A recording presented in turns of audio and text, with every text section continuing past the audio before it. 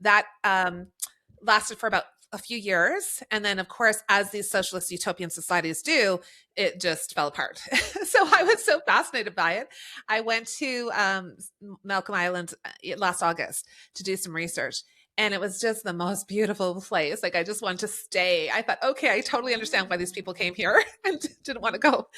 And So where is I've that written a novel located? about that, and it's not done. So I mean, I'd actually like to go back to Malcolm Island and do a little bit more research and talk to folks a little bit more. But This yeah, sounds amazing. But yeah. I've never heard of Malcolm Island. So where is that? Where in the world is Malcolm Yeah, so Island? Vancouver, so British Columbia, western side of Canada, and then there's Vancouver Island, which is off of on the coast, and then you have to go drive all the way up Vancouver Island, and then take a ferry across to this little island called Malcolm Island.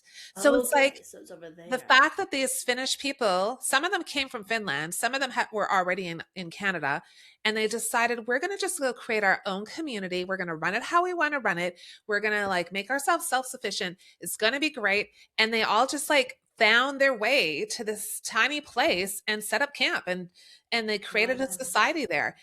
And what I found really interesting when I was talking to people last summer, one man I met said, well, like the idea of Soinsula died, like the whole idea of this Finnish socialist utopia that disbanded, but people stayed and they created a version of that, like where people helped each other, people looked out for each other. Still on the island, there's like a coffee shop, a co-op grocery store, and a gas station. Oh, and I think there's a burger joint that like in a little stall.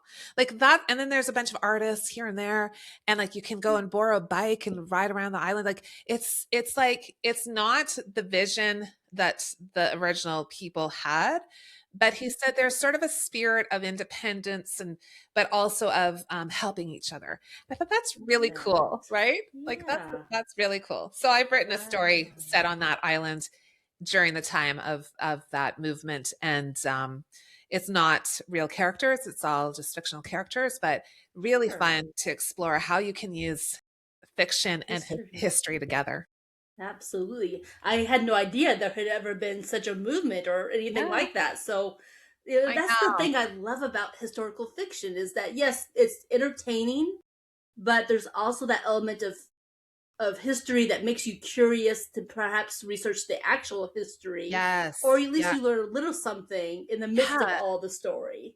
That's right. Yeah, that's what I feel too. Like when I'm reading from other countries about things that have happened in the past, it just opens your eyes to different historical events and how people and places were shaped. So I just love that stuff, and I can't help writing about it. Like even in like Water for Weary Souls, there was another example of a socialist utopian society they were trying to create, and this one, strangely, was in the Soviet Union, and there's a place called Karelia, and the Soviet Union encouraged Finnish North Americans to come there, and they could get educated in Finnish, they could raise their families in Finnish, but they wanted workers, right? They wanted people who had skills, people who could like build up the society. So they were kind of like saying, yeah, yeah, you should come. And people from Canada and the US went, and it didn't turn out very well, as you can expect, right? At first, they're like gung ho, and then slowly things get worse and worse and worse and worse.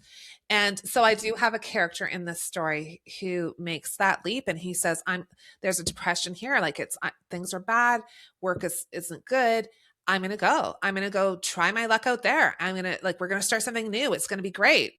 And his fiance stays behind, but she's going to come later when he has enough money to send for her. And the letters keep coming, well, they start to slowly not come, but they start out optimistic and slowly get worse and worse and worse. And like the neighbor is arrested, and the terrible outcomes that happen as a result of living in the Soviet Union in the 30s. So it's yeah, I just love taking those kind of historical facts and saying, okay, what if so and so went there? What would that be like? How would that have been for them? And it kind of reflects the type of things we're seeing in the world, right? Like we think that happened in history, but History history repeats repeats itself. itself. Yes, Yes, it exactly. does. And those who don't learn history are doomed to repeat it, as the That's saying goes. right. Yes. Exactly.